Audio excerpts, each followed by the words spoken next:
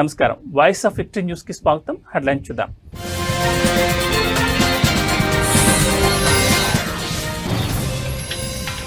మరోసారి ప్రత్యేక దౌత్య శైలిని ప్రదర్శించిన ఇటలీ ప్రధాని. సంప్రదాయంలో రెండు చేతులు జోడించి నమస్తే అంటూ అభివాదం.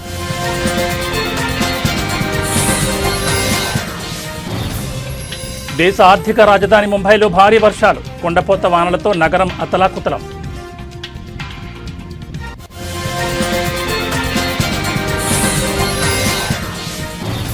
మహారాష్ట్రలోని సతారా జిల్లాలో దారుణం, అమానుషంగా ప్రవర్తించిన ఓ ఆటో డ్రైవర్.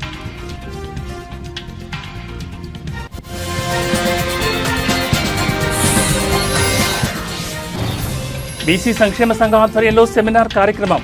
బీసీ సంక్షేమ సంఘం నాయకులను సత్కరించిన ఎంపీ కేసినేని శివనాథ్.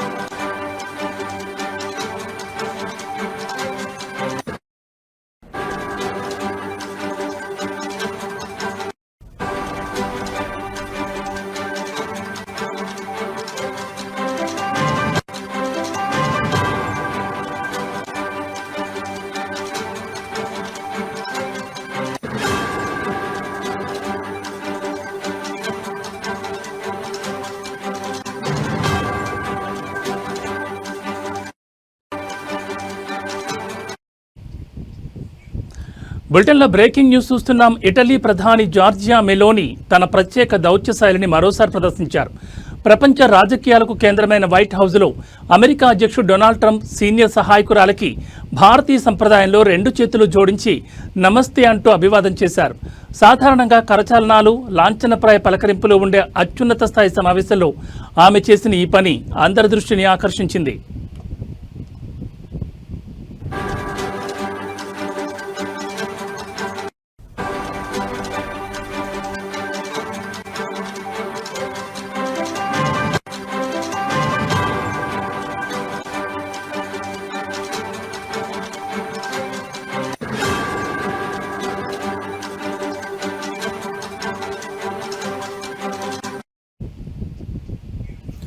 ఉక్రెయిన్కు దీర్ఘకాలిక భద్రత కల్పించే అంశంపై వైట్ హౌస్లో కీలక సమావేశం జరిగింది.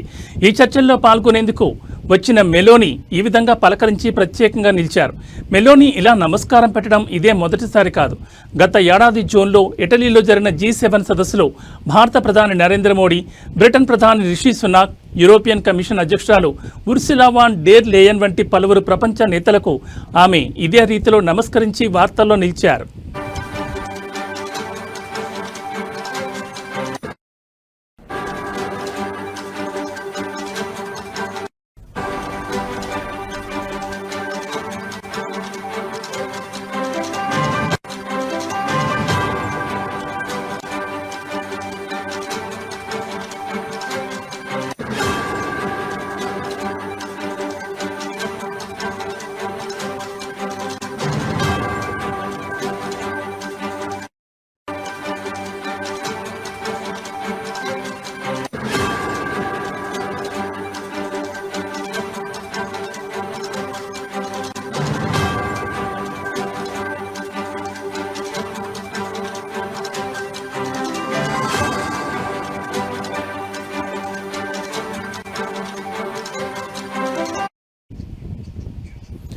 ఇటలీ ప్రధాని జార్జియా మెలోనీ తన ప్రత్యేక దౌత్య శైలిని మరోసారి ప్రదర్శించారు.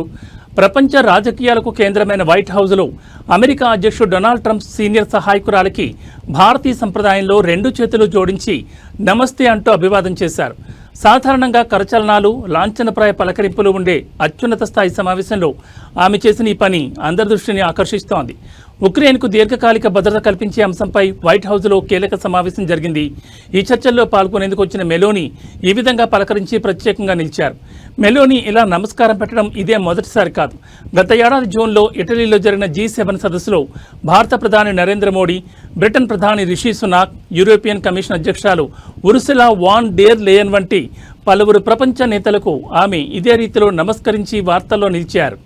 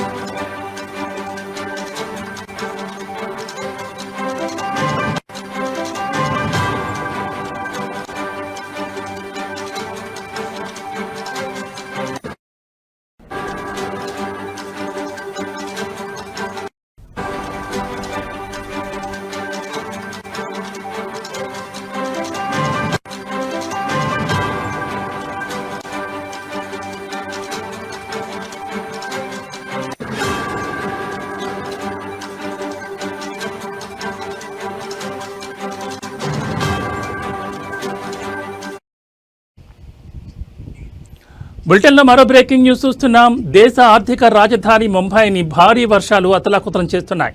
ఈ తెల్లవారుజాము నుంచి ఎడతెరిపి లేకుండా కురుస్తున్న కుండపోత వానతో నగరం అతలాకుతలమైంది. జనజీవనం పూర్తిగా స్తంభించిపోగా భారత వాతావరణ శాఖ ముంబై నగరానికి శివారు ప్రాంతాలకు రెడ్ అలర్ట్ జారీ చేసింది.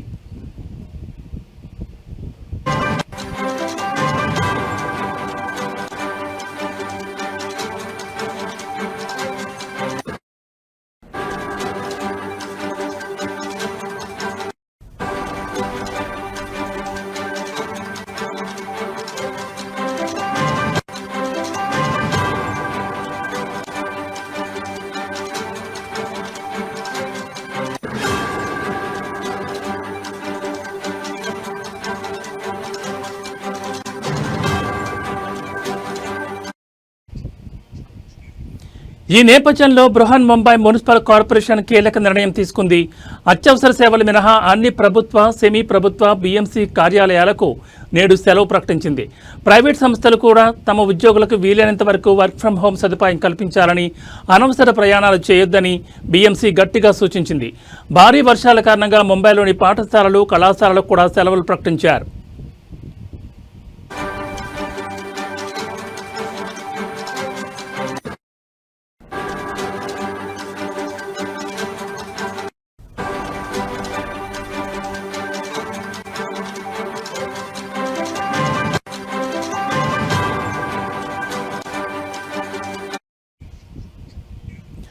భారీ వర్షాల ప్రభావం రవాణా వ్యవస్థపై తీవ్రంగా పడింది. సెంట్రల్ రైల్వే లైన్లో రైళ్లు 20 నుంచి 30 నిమిషాలకు పైగా ఆలస్యంగా నడుస్తున్నాయి. ముంబై విమానాశ్రయం నుంచి బయలుదేరాల్సిన 155 విమానాలు, నగరానికి రావాల్సిన 102 విమానాలు ఆలస్యమైనట్లు ఫ్లైట్ రాడార్ డేటా వెల్లడించింది. వర్షాల కారణంగా కార్యకలాపాలకు ఆటంకం కలుగుతోందని, విమానాల రాకపోకల్లో జాప్యం జరుగుతోందని ఇండిగో సంస్థ కూడా ఒక ప్రకటనలో తెలిపింది.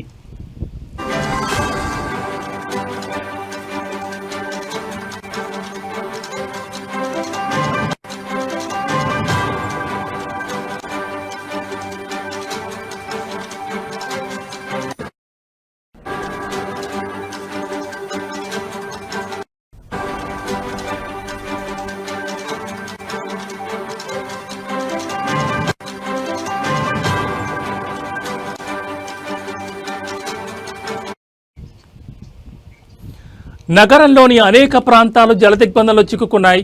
అంధేరి వెస్ట్లోని ఎస్వీ రోడ్లో వాహనాల రాకపోకలు పూర్తిగా నిలిచిపోయాయి. సియాన్లోని Gandhi market, Dadar TT, Mumbai central వంటి ప్రాంతాల్లో రోడ్లు చెరువులను తలపిస్తున్నాయి. వసాయిలోని మిథాఘర్ ప్రాంతంలో వరద నీటిలో దాదాపు 200 నుంచి 400 మంది చిక్కుకున్నట్లు సమాచారం. ఇవాళ ఉదయం 8 గంటలతో ముగిసిన 24 గంటల వ్యవధిలో విక్రోలీలో అత్యధికంగా 255.5 మిల్లీమీటర్ల వర్షపాతం నమోదు కాగా, బైకుల్లాలో 241.0 మిల్లీమీటర్లు, శాంతాక్రూజ్లో 238.2 మిల్లీమీటర్ల వర్షం కురిసింది.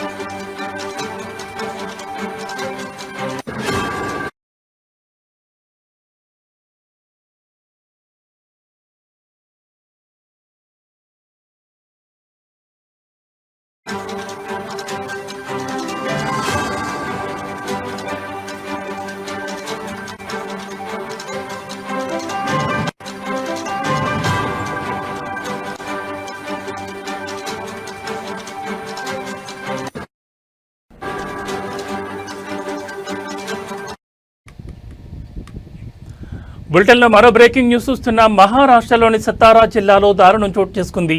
మద్యం మత్తులో ఓ ఆటో డ్రైవర్ అమానుషంగా ప్రవర్తించాడు. జరిమానా తప్పించుకోవడానికి ఆటోను ఆపకుండా తీసుకెళ్లాడు. అడ్డుపడిన మహిళా కానిస్టేబుల్ ఈడ్చుకుంటూ వెళ్లడంతో స్థానికులు వెంటపడి ఆటోను ఆపేశారు. డ్రైవర్ను చితకబాది పోలీసులకు అప్పగించారు. ఈ ఘటనకు సంబంధించిన వీడియో ప్రస్తుతం సోషల్ మీడియాలో వైరల్గా మారింది.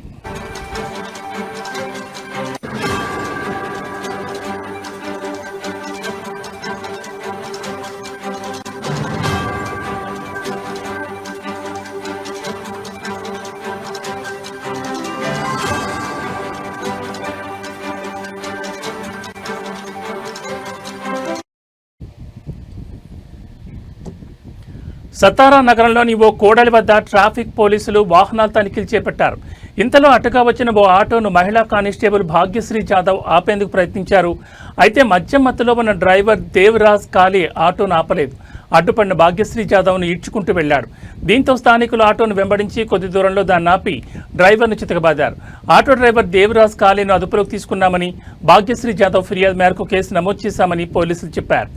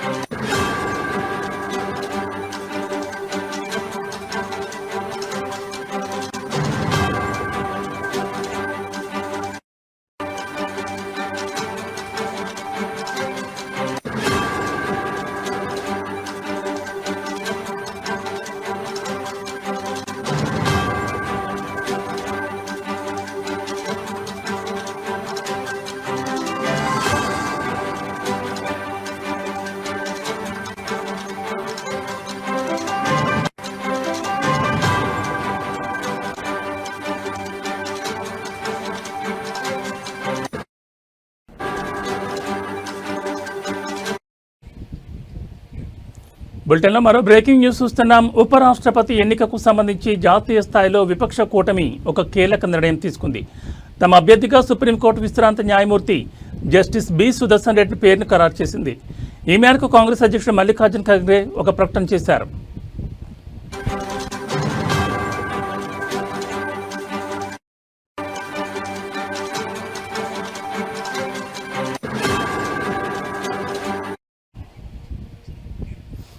విపక్ష కూటమి అభ్యర్థిని ప్రకటించడం బీజేపీ నేత సిపి రాధాకృష్ణన్ను ఎన్డీఏ తమ అభ్యర్థిగా ప్రకటించిన 2 రోజుల తర్వాత చోటు చేసుకుంది. ఉపరాష్ట్రపతి ఎన్నిక సెప్టెంబర్ 9న జరగనుంది. నామినేషన్లు దాఖలు చేయడానికి చివరి తేదీ ఆగస్టు 21. గోవా మొదటి లోకాయుక్త చైర్మన్ 2007 జనవరి 12 నుండి 2011 జూలై 8 వరకు సుప్రీంకోర్టు న్యాయమూర్తిగా పనిచేశారు justice B Sudarshan Reddy. 2024 December 14న హైదరాబాద్ అంతర్జాతీయ ఆర్బిట్రేషన్ మధ్యవర్తిత్వ కేంద్రం ఐఎంఎంసి శాశ్వత ట్రస్టీగా బాధ్యతలు చేపట్టారు. బి సుదర్శన్ రెడ్డి 37వ హైదరాబాద్ జాతీయ పుస్తక ప్రదర్శన పర్యవేక్షించడానికి సూచనలు ఇవ్వడానికి ఏర్పాటు చేసిన కమిటీకి సలహాదారుడిగా నియమితులయ్యారు.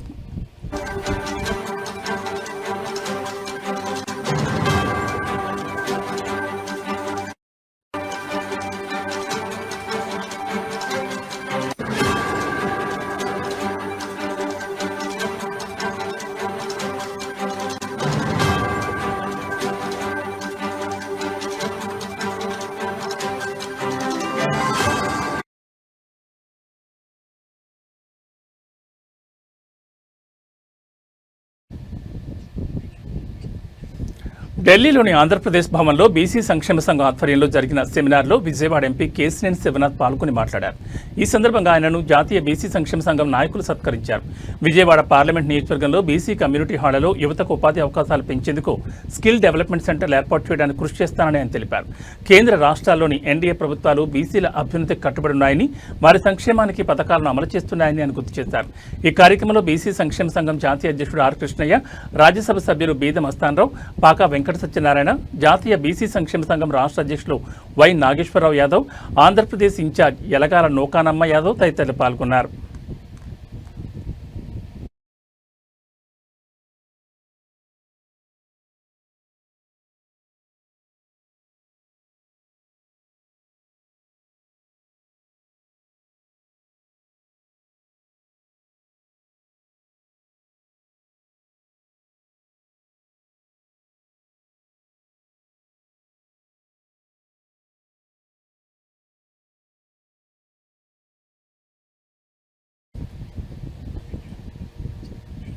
వేములవాడ శ్రీ రాజరాజేశ్వర స్వామి ఆలయంలో మాజీ సీఎం కేసీఆర్ సతీమణి శోభ మనవడు హిమాంశుతో కలిసి ప్రత్యేక పూజల్లో పాల్గొన్నారు.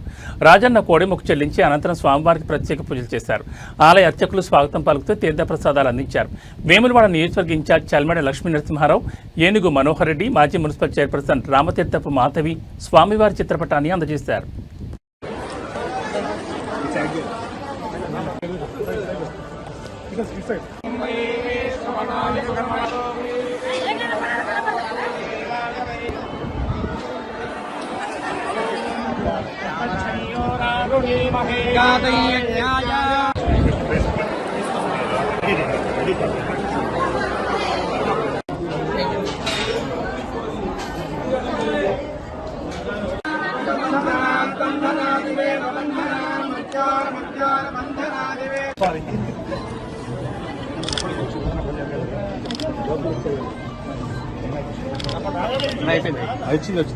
వచ్చింది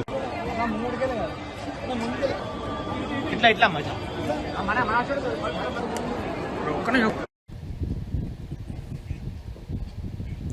భారీ వర్షాల కారణంగా వివిధ ప్రాంతాలను పరిశీలించిన మంత్రి పొన్నం అనంతరం జీహెచ్ఎంసీ, హైడ్రా, వాటర్ బోర్డు అధికారులతో సమీక్షా సమావేశం నిర్వహించారు. ట్రాఫిక్ సమస్యలు నివారించడానికి అన్ని చర్యలు తీసుకోవాలని ఆదేశాలు జారీ చేశారు. ఇటీవల హైదరాబాద్లో భారీ వర్షాల కారణంగా తలెత్తిన సమస్యల పరిష్కారం కోసం వివిధ ప్రాంతాలను మంత్రి పొన్నం ప్రభాకర్ మరియు మేయర్ గద్వార్ విజయలక్ష్మి తనిఖీ చేశారు. అనంతరం మంత్రి పొన్నం ప్రభాకర్ మరియు మేయర్ గద్వార్ విజయలక్ష్మి జీహెచ్ఎంసీ, హైడ్రా మరియు వాటర్ బోర్డు అధికారులతో ఒక సమీక్షా సమావేశం నిర్వహించారు. ఈ సమావేశంలో వారు వరదలు మరియు ట్రాఫిక్ సమస్యలు నివారించడానికి అవసరమైన అన్ని చర్యలను తీసుకోవాలని అధికారులను ఆదేశించారు. కేబీఆర్ పార్క్ గేట్ నెంబర్ 2 వద్ద ఆకస్మిక తనిఖీల గురించి ప్రత్యేకంగా నిర్ధారించే వార్తలు లేనప్పటికీ వారు నగరంలో వివిధ ప్రాంతాల్లో పర్యటించి సమస్యల పరిష్కారానికి కృషి చేస్తున్నారని తెలుస్తోంది.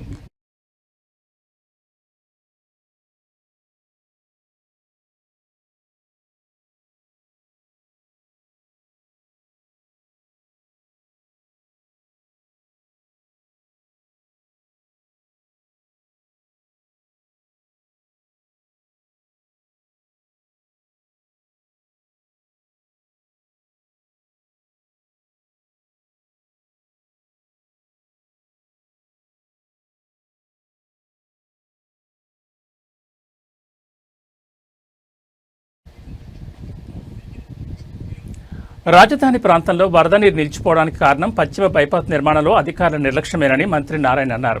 ఆయన మంగళగిరి మండలంలోని వరద ప్రభావిత ప్రాంతాలను ఏడీసీ చైర్పర్సన్ లక్ష్మీ పాదసారథితో కలిసి సందర్శించారు.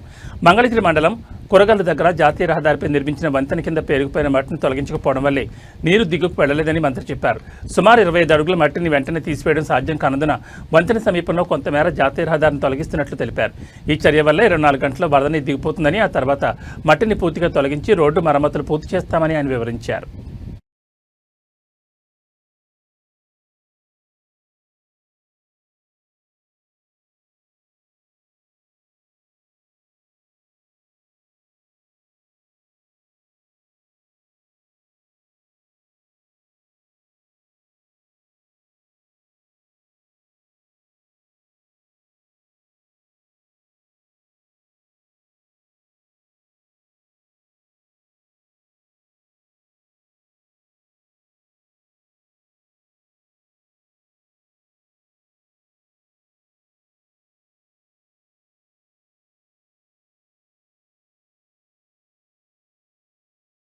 అమరావతి క్యాపిటల్ సిటీ అందరికీ నమస్కారాలండి.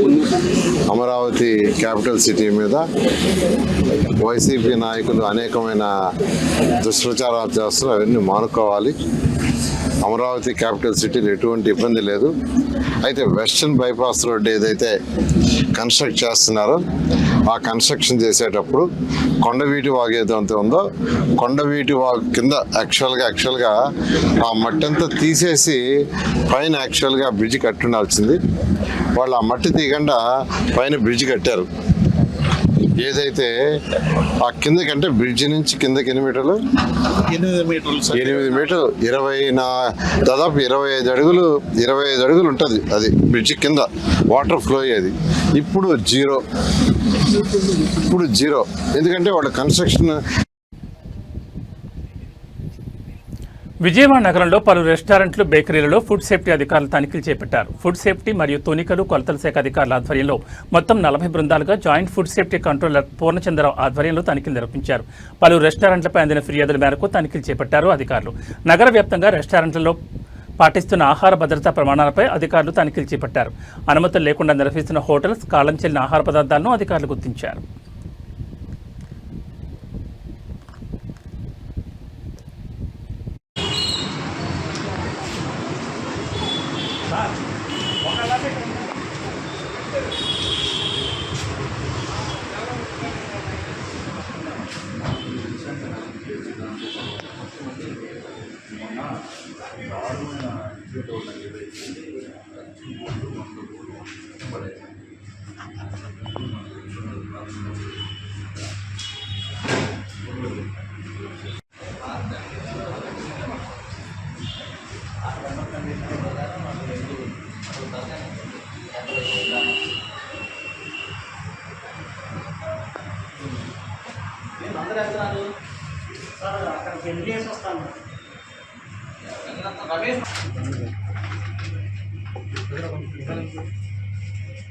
కొంచెం సైడ్ వచ్చాను కారిపోతున్నది.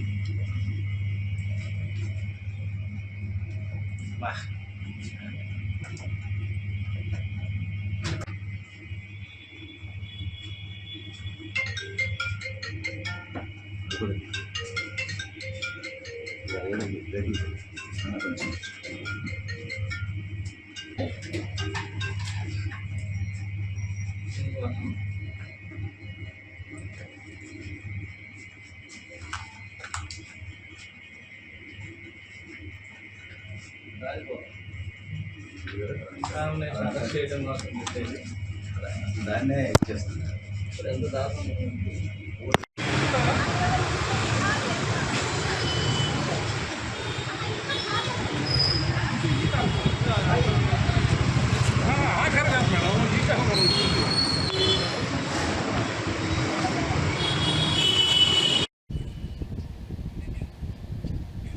ఇవి బులెటిన్ అప్డేట్స్. మరిన్ని అప్డేట్స్తో మళ్ళీ కలుద్దాం. నమస్కారం.